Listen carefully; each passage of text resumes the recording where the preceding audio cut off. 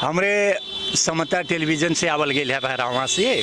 अब आजकल अब चुनाव के रंग ढंग चला था, गांव-गांव में प्रचार प्रसार चला था, कहीं रैली निकलता, कहीं घर घर में जाके घर आंगन में लोग वोट मांगता रहे। तो वही सिलसिला में हमारे समझे आवल गई कि यहाँ के रंग ढंग का बा, हवा कौने ओर चलत बा, केकर पलरा भारी पड़त बा। अब आप लोगन के अब ज़्यादा कुछ मालूम हुई कहाँ से, आप यहीं का स्थानीय रहे वाले हो कि। तो पहले तो अपन नाम परिचय बतावल जाए, आपके नाम का है आपके बतावल जाए। संतराम यही रहल जाला। हाँ यही कोने वड़ा में रहल जाला। 4 में बाटी 4 में। तो कैसन हवा देखल गई बा, कैसन हवा महसूस हो रहा बा? हवा तो यह देखल जात बा 2 पार्टी के। 2 पार्टी के। हाँ कौने कौने पार्टी के? कमली शेमाली एक घंटी वाला। अच्छा, एमाले घंटी और पार्टी के यहाँ प्रभाव ना आई बा? बहुत थोड़ा सा सबके बा कहल जनाई बा। मतलब कुछ मध्यम बा और पार्टी के। ये 2 पार्टी में मनो भिड़ंत बा यहाँ के हिसाब से। अच्छा, तो आपके का कहो, पहले आप अपन परिचय बतावल जाइए, एक बाद अब यहाँ के रंग ढंग का बा, हवा के हर बहाता इतनी बता दिल जाए। पहले अपन परिचय बतावल जाए। हमारा नाम नंदलाल यादव, वड़ा नंबर 4, सियारी गांव पालिका। सियारी 4। तो आपका रंग ढंग देखल गई बा, यहाँ कौन बार हवा चलता, चुनावी बिहार के हर चलत बा? जौन संतराम जी कहले हैं वही से चलते हैं। अच्छा, जैसे कौन कौन पार्टी यहाँ दमदार लोग? एमाले घंटी के प्रतिस्पर्धा बा। अच्छा, एमाले और घंटी 2 ठो और पार्टी के प्रभाव ना आए बा? फाट फूट। पहले अपन परिचय बतावल जाइए, आपके नाम, गांव, ठिकाना। हमारा नाम हो रामजीत यादव, सियारी गांव पालिका वार्ड नंबर 4, टोल सिसानिया। हमरे देखले से यहाँ दबदबा नेपाली कांग्रेस के बा। अच्छा, यहाँ सियारी 4 में दबदबा नेपाली कांग्रेस के बा। अच्छा, कैसे कहल गए नेपाली कांग्रेस के बाद? सब तो कहता है कि वो आपका बोला सूरज और घंटी के बाद। ये तो अपन अपन तर्क हो। अच्छा, लेकिन देखल जा रैली निकल है, कांग्रेस के रैली निकल है ना, आगे सामने देखल गई लोग कितना गाड़ी रहल, कितना लोग बने। ऐसे सियारी 4 के माहौल में कांग्रेस दबदबा बा। अब 2 के चलते है। अच्छा, घंटी या का बोले माले और तो दूसरा मैंने कांग्रेस हो बा, मैंने कहे सुने के लिए चलावत है अपन, अब चल जाए तो मैंने वहाँ एक बड़ा बात है ना कि बनबे करी जेकर भागी हुई हजूरते बनी। बहुत बहुत धन्यवाद। हमरे समता टेलीविजन से आवल गई बा और चुनाव के माहौल चलत बाटे। अब चुनाव बहुत नियर आ गई बाटे। अब 21 गते चुनाव बा फागुन के, अब ज़्यादा दिन बाकी ना आई बा। तो वह समझल बूझल जाता यहाँ के जनमानस में का भावना बा, कि हर बेयार बहत बा, कोने ओर के हवा बा, का महसूस होत बाटे, और पलरा कोने ओर भारी दिखत बा। एक आप लोगन के जौन यहाँ चर्चा सुनल गई बा, जौन महसूस कल गई बा, बस वह कुछ बतावे बा। तो पहले अपन परिचय बता दिल जाई, आ जौन अपन महसूस कल जात बाटे वह कुल बतावे बा। तो सबसे पहले तो आप अपन परिचय बतावल जाए, अपन नाम, ठिकाना। हमारा नाम गांव पालिका से मेरी माई 5 विष्णुदेव यादव। का रंग देखल जात बा? अब यहाँ तो बहुत से पार्टी चुनाव के प्रतिस्पर्धा में बाड़न और दंगल में उतरल बाड़न कई पार्टी। अब दंगल में बाजी के मार सकला, एक अनुमान के तौर पे केकर ज़्यादा हवा बयार बहत बा, वो हिसाब से बता दिया जाए कि कौन कौन पार्टी के यहाँ तनी ज़्यादा रंग दिखे के मिला था। अब कहा कहे अभी अनुमान तो शुद्ध निकल ना ही पावत है। दोनों पर चर्चा के हिसाब से बतावल जाए, कौन कौन पार्टी के ज़्यादा चर्चा चल रहा बाटे? अब चर्चा 4 ठो बा, एमाले, कांग्रेस, घंटी, छाता, बस ये 4 ठो चलत है। अच्छा, ये चारों चलत बा, मानो ये चारों में केहूँ भी आगे हो सकाला। अच्छा, तो बहुत बहुत धन्यवाद। अब आपसे हम कुछ सवाल कही चाहब, तो आप पहले परिचय बता दिल जाई, एक बाद में बतावल जा कि कौने कौने पार्टी के तरफ हवा चलाता। सबसे पहले सबसे नमस्कार बा, हमार नाम इंद्रजीत यादव, समरी माई 5 नहीं हुआ हमार घर हो, हमन के भी घूमल जाते हैं, टारल जाते हैं, देखल जाते हैं, सुनल जाते हैं। ये क्यों कहा था 4 की लड़ाई में, क्यों 5 या 2 की लड़ाई पर एमाले और घंटी तीसरा सबके वोट बा, लेकिन कम जोड़ रही हैं। यह टक्कर अगर जो केहू बा घंटी में, एक बाद में सूरज में। अब चलत बा उते 23 गते 21 गते मत पड़ी, 23-24 गते आ जाई, क्योंकि बात में सुन के और याद नहीं हो। लेकिन हमन के क्षेत्र में पूरा जितना भी बा घंटी, एक बाद में सूरज में बा। सबसे पहले तो आप अपन परिचय बताई और एक बाद यहाँ के रंग ढंग का बा, अब चुनावी माहौल का बा, अब बिहार कैसन बहत बा, का महसूस कई जाता, और ई दंगल में अब कौन कौन अब तगड़ा खिलाड़ी सामने दिखता रन। अब यह हिसाब से आपके बताओ बाकी चर्चा के हिसाब से कि कौने कौने के ज़्यादा चर्चा बाटे है। हमारा नाम बिशमर यादव, सियारी गांव पालिका, वार्ड नंबर 4 छपिया। ये हाल की स्थिति में सियारी गांव पालिका के 2 वार्ड 4 और 5 पड़ा था। अब ये एमाले पहले से मजबूत बा, अब उन्होंने संगठन बा, एक बाद अब युवा लोग जौन बाटे घंटी घंटी कराताटे। अब यूँ फर्स्ट में एमाले, दूसरा में घंटी, तीसरा में कांग्रेस, यह स्थिति बा यहाँ। आप क्या महसूस कल जात पा? यह हो जो कहा था ना हमारे कुसार यादव वार्ड नंबर 4। बहुत बहुत धन्यवाद। आप लोग यहाँ के माहौल के बारे में जानकारी दिल गई, और जो यहाँ के चुनावी माहौल बाटे, जो चुनावी बयार चल रहा बाटे, तो यह बारे में आप लोगन अपन जो जानकारी में आयल बा, महसूस कल गई बा, तो होके बतावल गई। ये खातिर बहुत बहुत धन्यवाद बा आप लोगन के। समाचार टेलीविज़न में आप लोगन के स्वागत बा। और हमरे यहाँ आयल बानी चुनाव की जो माहौल चल रहा बाटे, तो चुनाव में कौन दंगल चल रहा बाटे, और दंगल में बरियार यह समय कौन कौन पार्टी दिखता रन, तो ये विषय में आप लोगन के प्रतिक्रिया चाही। तो सबसे पहले अपन परिचय बता दिया जाए, नाम ठिकाना। मोहम्मद पठान हो, सियारी 4 धमसर। तो यहाँ का देखल गई बा, ये दंगल में मजबूत पहलवान लोग सामने, ये राजनीति के जो दंगल बाटे, तो कौन कौन दिखता रहे?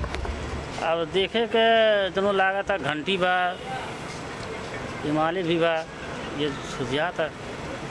बस ये 2 बात है। हाँ 2 से चला था। कांग्रेस भी बा पास पहले बात हो, जनता के लहर हो, बिहार जी के एक नंबर तो घंटी चला था। बहुत बहुत धन्यवाद। तो आप पहले अपन परिचय बतावल जाए, और आप का रंग देखल जात बा, का महसूस कल जाता, वो आपके बताओ बा।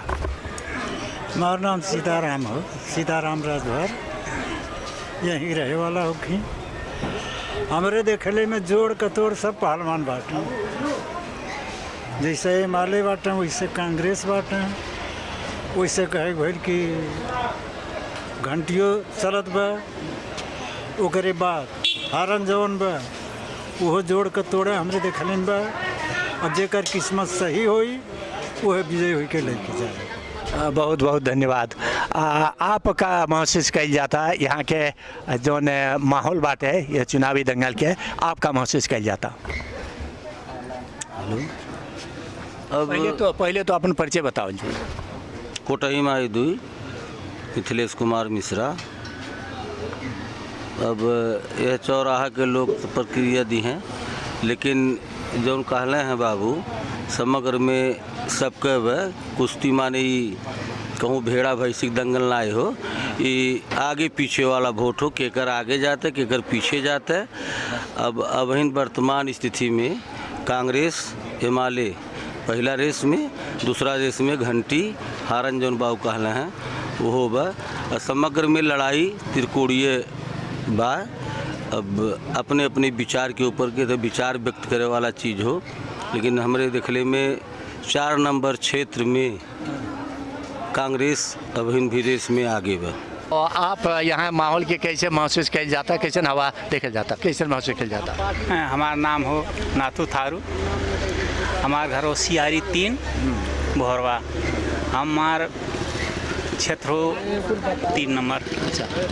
अब वहाँ के आप लोगों से बताए पड़ी कि यहाँ के हम क्षेत्र नंबर 3 के मोहली अपने गांव के बता दें। अपने क्षेत्र के अब हमन के क्षेत्र में कांग्रेस से माले तो पहले पुराने पार्टी वो सबल बटले बा नहीं, लेकिन नया पार्टी के नाते घंटी के भी लहर बा। बहुत बहुत धन्यवाद।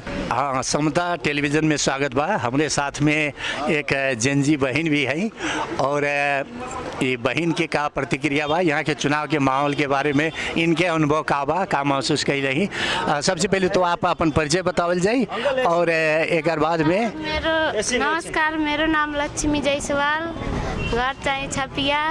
अहिले को माहौल में चल रहा चाहिए माले कांग्रेस माओवादी अनि अरू विभिन्न किसिमका पार्टीहरू छन्, तर सबैको एक एकचोटि हेर्नु भएको छ। अनि यसपालि अब घन्टीमा भन्ने आशा छ घन्टी जित्छ भनेर। अब भन्नुभएको छ यताको मान्छेहरूले सबले कि यहाँको एक एकचोटि सबैको हेरिसक्नु भएको छ। अब यसपालि नयाँ केही लाउने, त्यही भएर अहिले त माहौलमा रहेको छ कि घन्टी नै आउँछ होला जस्तो लाग्छ। समता टेलीविजन से आयल हैं। अब यहाँ चुनावी दंगल चलत बा। फागुन 21 गते चुनाव होके जा रहा बा। ये रूपंदेही क्षेत्र नंबर 4 हुए और हर आदमी के अलग अलग भावना होकेला। तो यहाँ के लोग के भावना का बा, यहाँ ये दंगल में हवा कौने और बहत बा, का महसूस कल गई बा, यह कुल सवाल आपसे पूछे के बा। तो सबसे पहले तो आप अपन परिचय बतावल जाई और यहाँ के माहौल जौन बाटे तो का महसूस कल जात बा, ये स्पष्ट कर दिल जाई। पहले अपन परिचय बतावल जा। हम माया देवी 3 कमरिया हमार घर हो। हमारा नाम वीरेंद्र हरिजन हो। अब ये माहौल के चुनावी माहौल के अब का कहा जाए, वो ऐसे तो पहले बहुत सब जने जीत गई है, लेकिन वो हिसाब से मानल कोनो वैसा तक कुछ नहीं भइल। लेकिन जौन आखिर चुनाव आ गई बा, आगामी जौन चुनाव आयल बा, तो में तो सब अपन वाली करबे करी कि हम भाई के दबाव कह दे, लेकिन जीतने के बाद फिर बतिया हुआ हो जाई। लास्ट में हमें छोटे गरीब दुखिया कोनो के सुनवाई ना आई बका कहले मतलब। अब जे मान लिया खैले वो के खा मरे के खैले भी ना मरे। तो मेरे के ऐसा हमन के अपन जौन समाज बा, जौन समुदाय बा, हिसाब से कि मेरे के कैले हमन के आदमी बढ़िया जौन जे वो लायक हो ओके कैल जाए। जैसे कहला पूजनीय वाला जौन चीज़ पूजनीय लायक बा ओके पूजल जाए हमरे, और जौन चीज़ पूजनीय ना लायक ना बा भले वो भी महान रहे लेकिन कोनो काम के ना बा। आपके विचार में जो यहाँ के क्षेत्र के विशेष रूप से देखे वाले उम्मीदवार चाहें तो यहाँ के जो माहौल बा, चर्चा बा, वो हिसाब से कौने दल के ज़्यादा चर्चा यहाँ सुनाला? अब यह तो ये माहौल के हिसाब से आपके मानल एमाले भी के चलता तगड़ा, और बाद घंटियों का तगड़ा चलता, ये बात नहीं है। हाँ, धन्यवाद। बतावल जाई तो आपके कैसन उम्मीदवार होके आपका चाहल जात बा और यहाँ के माहौल के बारे में कैसे महसूस कल गई बा, थोड़े बता दिल जाई। पहले अपन परिचय बतावल जाए। माया देवी 2 गाँव लगा हुआ, नाम राम प्रसाद सहानी। आपका माहौल देखल जाता? अब माहौल हमरे देख ले तो तीनों चलाता, कांग्रेसो बा, सूरजो बा, घंटियो बा, और लमसम तीनों बराबर है चलाता। अब आपके कैसन उम्मीदवार होके तो बढ़िया हुई ऐसा का लगा था? अब जैसे उम्मीदवार तो एमालों देखल बा, कांग्रेसों देखल बा, आवे वाला पीढ़ी क्यों धारणा सोचत हैं, बाल बच्चन के भविष्य वाले बात सोचत हैं। अब यह कुछ सबके सोचाई अभी चलत है, एक लौटी वोट के हुक नहीं बा अभी। धन्यवाद। सबसे पहले तो ये बतावल जा कि आपके कैसन लगा था कि यह क्षेत्र में जो क्षेत्र नंबर 4 बार रूपंदेही के है, तो यहाँ प्रतिनिधि सभा के जो चुनाव होत बा, संसद के चुनाव होत बा, तो आपके का लगत बा कि कैसन उम्मीदवार यहाँ जीते तो बढ़िया हुई कि ऐसा उम्मीदवार जीतत तो ठीक रहा? आपके का लगा था, कैसन उम्मीदवार चाहिए? पहले अपन नाम परिचय बतावल जाई। माया देवी 3 सुकरौली। हमारा नाम हो चंद्र शमशेर प्रसाद चौधरी। हमारे विचार से ये है जैसे जहाँ बैठल जाता चौराहा पर और जगह कब ज़्यादा के आदमी के अब घंटी वाला बात चलत बा, घंटी वाला। और वैसे तो कांग्रेसों मैंने देखल है या मालिक भी देखल है और पार्टी के सब मैंने देखल है। अब ये नया पार्टी जो चल बा स्वतंत्र वाला घंटी वाला अभी तो देखे से नहीं, खाली एक हवा उड़ गई बा, वही पर सब चलत बा। लेकिन हमारे विचार से है कि पार्टी ना देख के आदमी जो बढ़िया हो वो का देख चाहिए, वो वही जितावे चाहिए कि मैंने विकास कर पावे, और पार्टी बड़ा देख के नहीं देख चाहिए। हमारा विचार ये है, बल्कि वैसा माहौल तो घंटी ज़्यादा बा। हाँ, सबसे पहले तो अपन परिचय बतावल जाए, तो अब बतावल जाए कि आपके कैसन उम्मीदवार चाहिए, कि कैसन उम्मीदवार रहे यहाँ जीते तो आपके लिए नज़र में ठीक होई। नाम तो हमारा राम बहादुर हो, पास ही हुई अगर लगा हुआ घर हो। कैसन उम्मीदवार अगर जीते तो बढ़िया होई। कुल बतिया हो, यह कुल जाना जा हम लोग बतिया हुआ है, वह कुल अच्छा तो आप कैसन माहौल देखल जाता? देखल जाता कुल अच्छा, यह कुल चला था 3-4 पार्टी। कौन कौन पार्टी के यहाँ पे रंग ढंग दिखाता? ये जन बताओ हो आपका तो बोली नहीं पाई। यह क्षेत्र में कैसन उम्मीदवार जीते, ऐसे उम्मीदवार हमन के चाही, का महसूस कि कैसन उम्मीदवार रहे तो ठीक हुई, आपके का लगता? अब नया पुरान देखल के नया कौन उम्मीदवार आवे हमन की कृषि के समस्या हो ओके देखे समाधान करे, शिक्षा भइल, स्वास्थ्य भइल, और आगे केहू तो केहू घर बनाई नहीं सही चीज़ ही होके, खाली का हो कि जौन बा हमन के काम से वास्ता बा, सिंचाई भइल और कोनो चीज़ ऐसा केहू कैले भी नहीं बा, करे भी जौन बा उतना आस नहीं बा, महंगाई कुछ घटे। यहाँ के हवा के हिसाब से जौन चुनावी दंगल चल रहा बा, तो ये में कोने कोने के पलरा थोड़े भारी लगत बा। अभी तो फिलहाल तीनों के लगभग बराबर प्रतिस्पर्धा मन के देखा जाता है घुमले के फील्ड के अनुसार। अब 2-4 दिन के बाद में का परिवर्तन हो, एकाएक लोग के का मूड बदली के हर जाइए, लेकिन तीनों मतलब सूर्य और रुख है, और बाद में दोनों घंटी के तीनों से लगभग दिखाता। अब 9-10 2-4 दिन के बाद था चली, 2-4 दिन में लोग कहर भगिए कहर करस हुई का हुए। बहुत बहुत धन्यवाद। कहीं कि यहाँ ऐसा उम्मीदवार है तो यह क्षेत्र के लिए बढ़िया न हुई। पहले अपन नाम परिचय बतावल जाइए। हमार घर एक लगा हुआ हो और भीखू नाम हो, जौन अब इलेक्शन में जेके मनो देखल जात बा, हमरो सब देखल जाता कि अच्छा मानल जाए, के दिहल जाए, के नहीं दिहल जाए। 4 समाज जहाँ कही कि नहीं ये बहुत ठीक बाटे, उन्हें दे जरूरी बा, उन्हें कहीं नहीं दिहल जाए। नहीं जैसन यह क्षेत्र में कैसन उम्मीदवार जीते तो बढ़िया हुई, आपके का लगा था कि ऐसा उम्मीदवार के यहाँ जीते चाहिए तब ये क्षेत्र के? अब इस बाबू हम नहीं बता पाए कि जौन बे के जीता छत्रवार के जौन बे उन्हें मानल जाए। उतना हमरे यहाँ जैसे माहौल के हिसाब अब उतना हमरे गंवार आदमी बाटी, पढ़ा लिखा आदमी नहीं बाटी, लेकिन इतना ही है बाऊ कि जहाँ 10 आदमी कहीं है बाऊ ठीक बाटे उन्हें दिहल जाए, हम पसंद तो तैयार है बाटी देवे करते हैं। अच्छा, यहाँ कौन कौन पार्टी के हवा तनी तेज लगाता? अब पार्टी कने देखल जाए हवा सूरज के बाद, घंटी के बाद, पेड़ के बाद, यह सब के चलत बा बाबू। सबसे पहले अपन नाम परिचय बतावल जाए। हमार नाम अंबिका थारू, माया देवी 3 सुकरौली।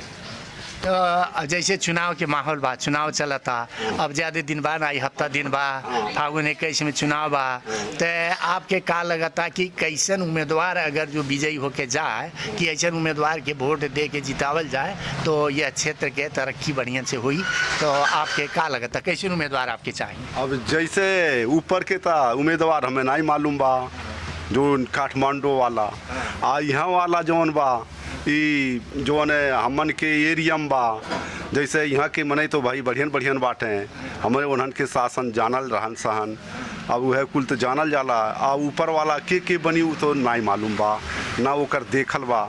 आ यहाँ तो उम्मीदवार में एक मिला तो भाई ज़्यादा पढ़ले बाटे हैं, अब बहुत मिलक देखल गई, काम तो नहीं कहे पहले क्यों कैलहू बा, जैसे मंत्री पहलू भैल रहने, यसुद्दीन बाटे पूरा एकदम उन बजट दहने, स्कूल में दहने, मंदिर में दहने, मस्जिद में दहने, सड़क वो नहीं कि या मध्यम से बनत बा बजट से, आ फिर पुल में दहले बाटे, झुलंगी पुल भी बनैने, मनो बजट वो बहुत दहले बाटे हैं उन तो भाई नेता वैसन जो मिले तो बहुत बढ़ियन बा। अब उन्हीं के प्रचार प्रसार में मनो सब बात है मनो और मिला जब प्रचार तो हर एक मिलक बाटे हैं कोनो के थोर बा कोनो के ढेर बा। अब वह चलत बा अब यह नगीचे आवत बा। अब पहले रहा ले घंटी घंटी चिल्लात रहे तकरे बाद में सूरज सूरज चिल्लाए लगने। अब हर आए वाला में पेड़ पेड़ चिल्लाते हैं कांग्रेस से। अब कांग्रेस के अब बहुमत है अब कुछ कुछ परस्ता बढ़ गई बा। मतलब कांग्रेस के कुछ बढ़ा था क्या मतलब आपके कहा ये बा? हाँ यह कहा मनु बढ़ गई बा। आपके भी कुछ मनसाइल हल साहब आपके मनसूबा का बा जैसे चुनाव के माहौल के बारे में बातचीत कल जाता। अब हफ्ता दिन बाकी बा चुनाव होके में वोट हफ्ता दिन के बाद पड़ी तो अब तक तो माहौल एक तरह से बन चुकल बा।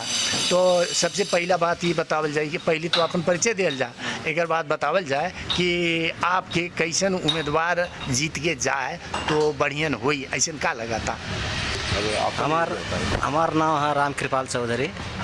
हमार वहाँ परासी घर हो सोनमाल का विषय वार्ड नंबर 13। हाँ हमन कैसा उम्मीदवार चाहे कि देश के विकास करे खातिर इना के जीत के जा कुछ करबे ना करे।